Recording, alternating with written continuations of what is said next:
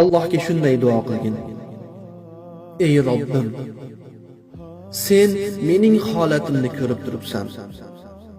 Sen mening zaifligimni bilasan. Mening ehtiyojlarimni bilasan, ey Robbim. Faqatgina senga yuzlanaman. Faqatgina sening o'zingga shikoyat qilaman. Robbim meni. Faqatgina sendan yordam so'rayman. Faqatgina senga suyanaman. Faqatgina senga ishonib tavakkal qilaman. Men sengagina taslim bo'ldim va senga iymon keltirdim. Ey Robbim, menga yordam ber. Agar sen ushbu so'zlarni ixlos bilan aytsang, bu so'zlarning qarshisida osmon darvozalari ochiladi. Agar sen bu duolar bilan duo qilsang, Alloh sening g'amingni aritishiga va qiyinchiliklaringda yordam berishiga loyiq bo'lasan.